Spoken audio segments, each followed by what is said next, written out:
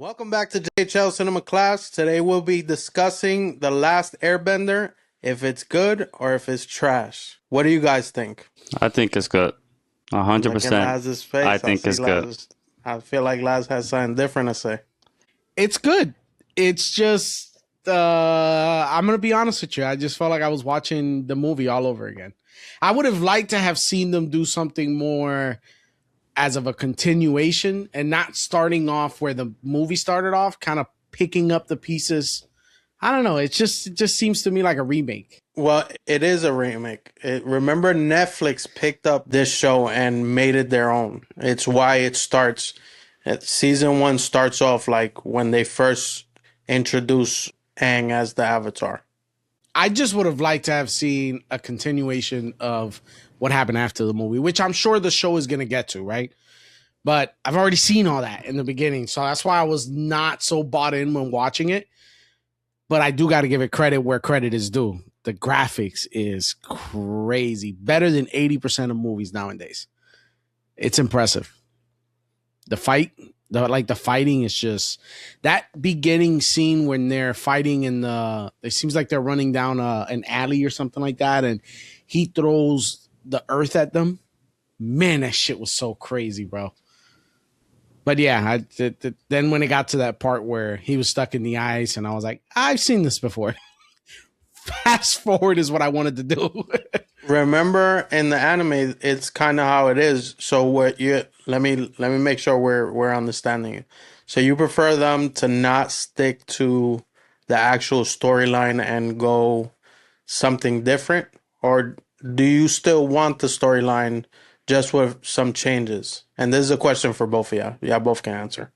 I would have wanted to have seen a continuation. Like after the movie, this is what happened. But this is not the same thing, Laz. This is Netflix picking something it up. Different. Yeah, so something Netflix different. picks it up, and they're gonna start from day one, and that's why they're breaking them down into seasons. So we already got season 2. You know we're gonna get a season 3 because that shit is long as fuck. So yeah, it's already confirmed season 3. Yeah, so the continuation, I understand where you're coming from, but this is not the movie, so I don't know what else you want us to do with you, Laz. So to Jay's point, right?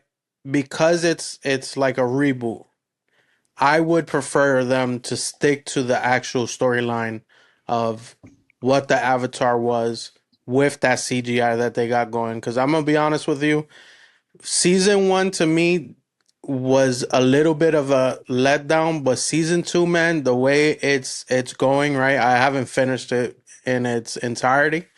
But man, when they start showing like the earth bending and all of that, man, the CGI is just amazing. They show that dragon / snake that comes out of the ocean. That shit looks far as fuck. And when they fight them, looks dope. The water bending looks amazing. I'm talking about the CGI is definitely top tier. You can tell Netflix is the one that's guiding it. Unlimited budget. Something that I will say too, and I'm gonna get into this question. I kind of want to speak my piece first. With the casting, man, I feel like I like everybody except for Aang, which is tough. I feel like the Aang that they have, they're portraying him too serious. When we all know and we all watch the anime, that nigga was goofy. He was goofy the whole time he was in the anime, right? It did get some serious parts where, like when they took Appa and you know he turned into like the Airbender and the the Airbender state and all that shit. But besides that, like he wasn't serious like that. He was more like a goofball trying to do wonky shit. A kid is exactly what it is. A kid. Yeah, that's a perfect description. Yeah. Do you guys feel like they cast all the right people, or who do you guys think? What characters you guys think were a miss for you guys? Well, I think, my opinion, I think they are good. And Aang, like I said, we are missing that kid part of him, but he's still doing a good part, and he pretty much looks almost like, well, and you put a bald kid, so they're probably gonna what a arrow on his head. Yeah, it's hard to miss. Hard not to... Yeah, it kind of. All we need is an arrow on this guy. Nah, but even the CGI on Appa, Momo, they look badass. Also, they look cool in the fight scenes. I don't know. So going back to like the characters, I like them. The one I like the most is let me read it. Bing Fong, that's her name. Bong Fong, Bing Bong Boom Bom. The Earth one, the one with the rock. You mean Top? Well, Top, yeah. I try to read The the one, name. the blind girl? Yeah, the blind girl. The blind girl, yeah, Top. Top is fire. Top is fine. So she's one of my favorites for sure. Yeah, yeah, they definitely cast the right one with Top.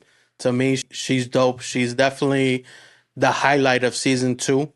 The story is revolving around her, but that's kind of how season 2 was too, where they pick her up. She's the one that's gonna teach Aang, and that's kind of the flow that they got going on. I enjoy it. How about you, Laz? What characters do you think that you didn't like, or did you like everyone? No, I got to tell you, just from, and again, I've only gotten up to episode 2 in season 1, so these are all preliminary take on the show, because again, I might like it once I get to season 2. But Prince Azula, whatever the hell his name is, Yeah. Zuko? not a fan of that kid. Prince Zuko. Yeah, he's not. Azula's the sister. Yeah, you're right. The kid, he's weird, bro. I don't know why. To me, is not hitting the same like that kid from the movie. And probably again, I think the problem I'm having is I liked the movie so much that almost like my brain doesn't want to give the show a fair shake. So the thing with that is, in the movie, they're gonna give it its all. On the show, they're gonna build him up to, am I good or bad? Because in the first season, he was bad completely. Like, he wanted to take over. In the second one, he loses his footing. Like, what am I actually doing? And that's when his uncle comes in, and he's trying to show him the way. It's literally that. That's literally the anime. And he's badass. Like, he even fights without his powers, for they don't have to show him that, because he's hiding at being a firebender. He can throw hands. I've never watched the anime in its entirety. The little bit of knowledge I have of the show is from the movie itself, which I freaking love. And I watch a little bit of the show, just never watched it completely. Brother, you're missing out. You're missing out. So here's the thing. Now that it's a little bit older, right? The CGI, the animation on it isn't like nowadays where you're like, man, this looks amazing. But it still hits. To me, it still hits. I rewatched it recently, probably like 2 years ago, year ago, something like that. It still hit for me. But again, it's because I enjoyed the storyline. I enjoyed like the Last Airbender being the Last Airbender. Now, this question is more for Jay because you haven't even started season 2. Jay, do you think season 1 is better than season 2, or do you think the opposite? Do you think season 2 is better than season 1? At least in the live action. So season 1 is more like giving almost a story, but season 2 is more, it's more telling us what's their powers and this is how they're fighting. So I like season 2 better. It goes more to deep, and I don't know, the fight scenes, like one, what was her name again? Azula? The princess, yeah. Yeah. She a badass. She's a bad. When she was with the two girls, and she was like, kill each other, and they were like, what? And one of the girls were like, for real, I'll kill her. And the other one was like, no, don't kill me. Like, and they start going at it, and she was like, it was just a, and they started fighting, and she was like, oh, it's just a test. I just wanted to test you guys to see your loyalty. That shit was crazy. So in this one, at least, it's more of, I don't know, I feel like there's more fight scenes and it's more hardcore on that part. So I like season 2 more.